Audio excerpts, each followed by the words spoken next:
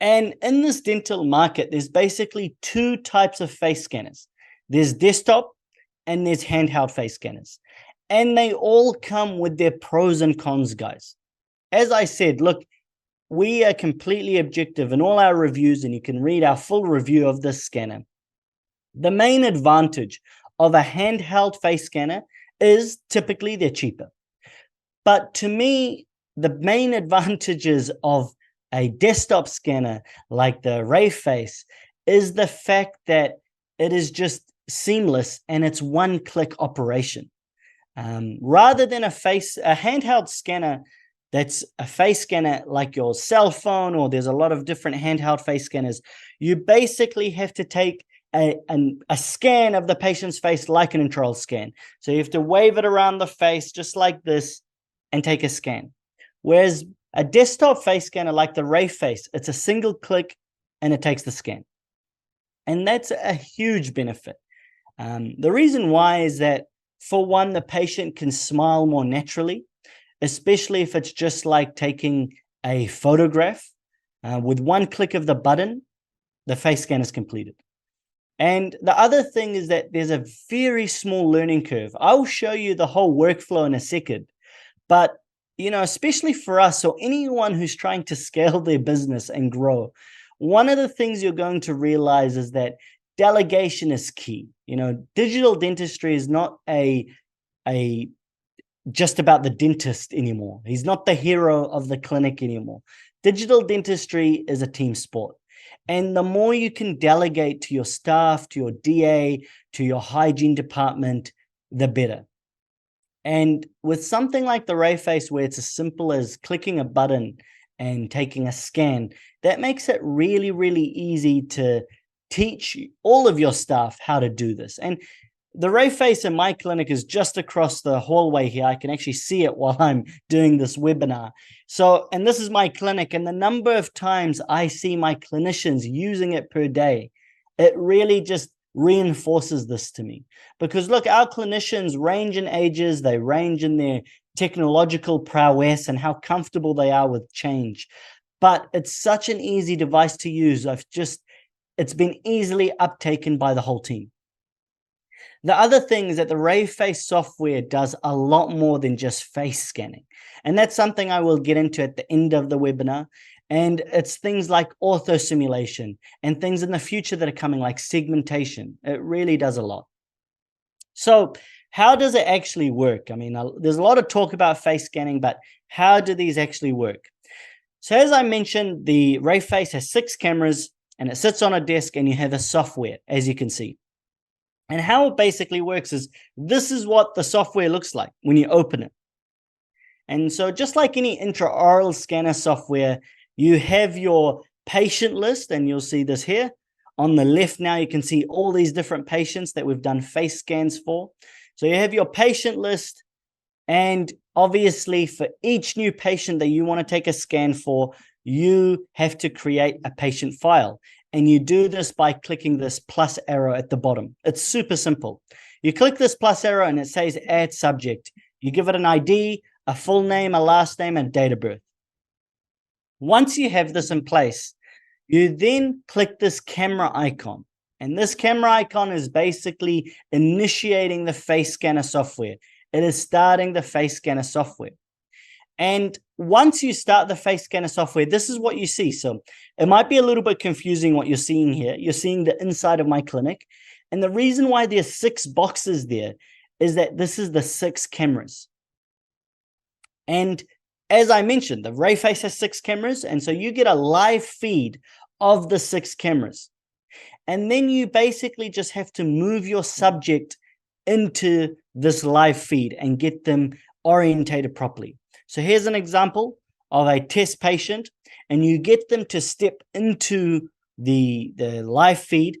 And obviously you want them to be centered, and you can see the left, the right, you want them to be even, both sides.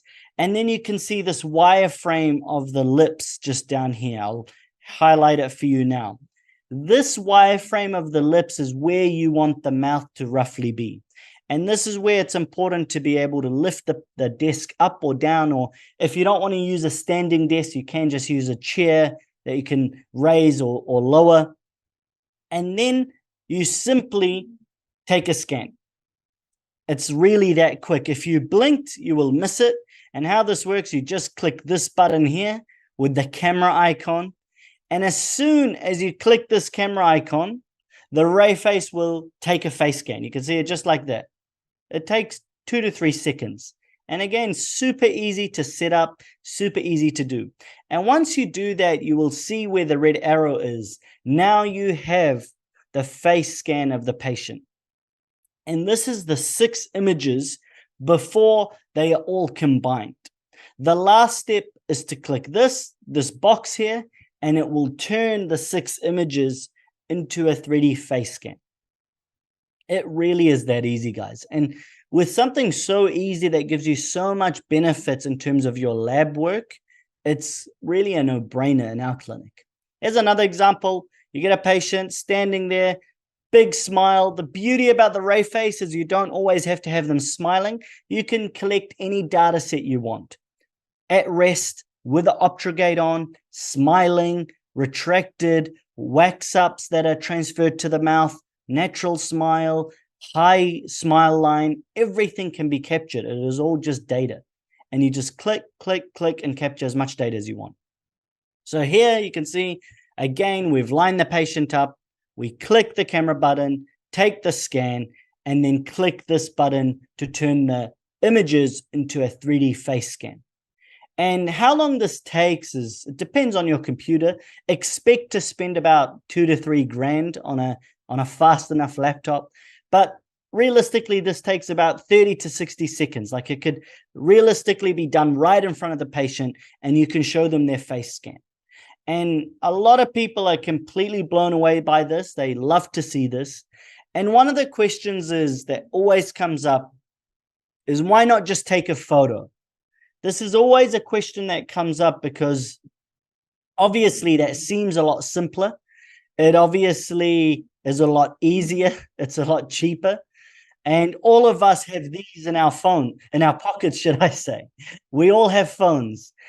Everyone pretty much in Australia, New Zealand has a phone these days, in the US, Europe, all around the world. These have become commonplace. We all have cameras. And if you're really fancy, you might have one of these. I still think these have a major place in a dental office. We have a lot of DSLRs. I use a DSLR routinely in my clinic. But to me, the DSLR and the face scan work together, not really against each other.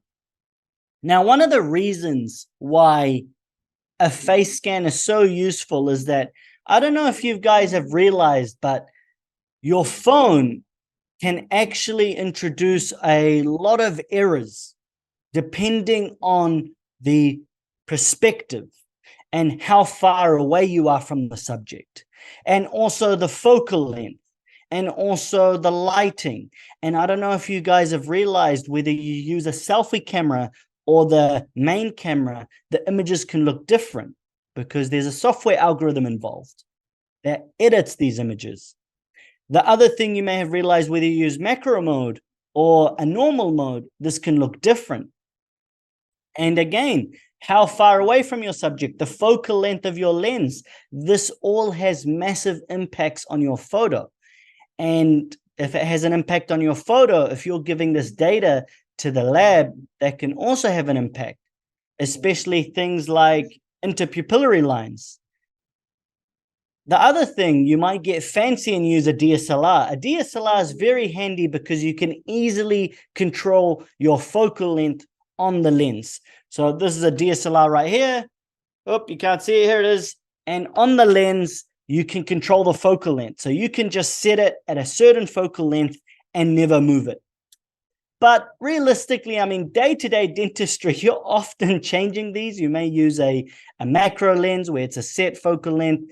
But even then, just think about, between an entire team, how easy it is to standardize this.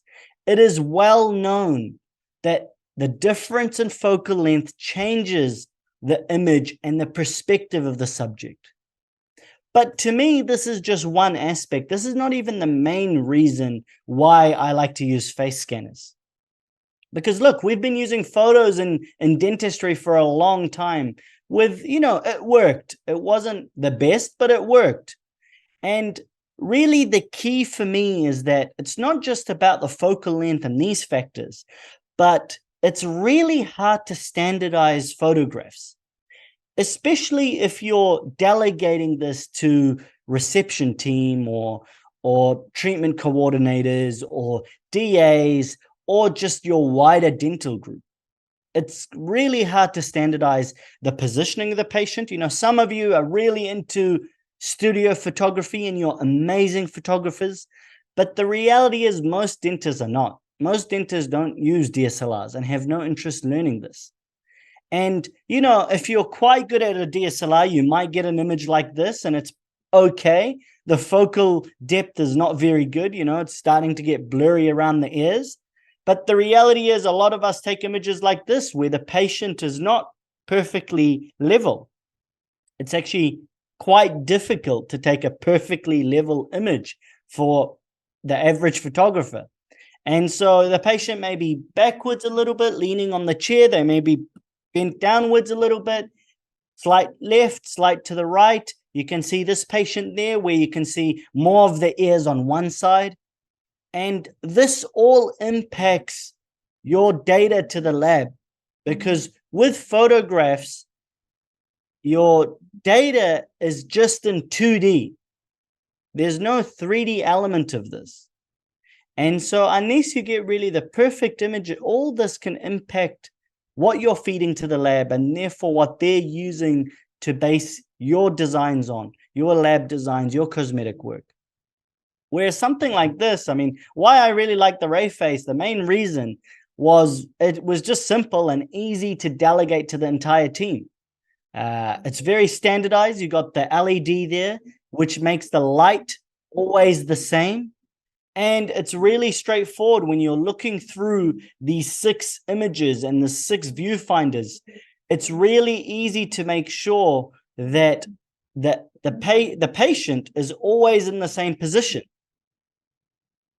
And this is, in case some of you don't realize, is that when you use a 2D image, this is an example of a case we did in our lab. This is Exocad. This is what it looks like when you send a 2D image to your lab. So it's literally they superimpose the 2D image on the patient's 3D intraoral scan to do your wax up. So as you can see, look, this is better than nothing. It's okay data, and this is how we did it for the longest time. But you can see things like buccal corridors. It starts to look a bit strange when you move the scans from side to side. This is not exactly the right perspective. So a single image is really good for the front-on view, but compare that to something like this. So this is a case where we did a wax up and a full mouth rehab case for a patient. And this is the face scan. And you can see when we rotate it, this just gives you a wildly different perspective. And it just allows the lab to design with so much more data about the patient's buccal corridors, cants, interpupillary lines, etc.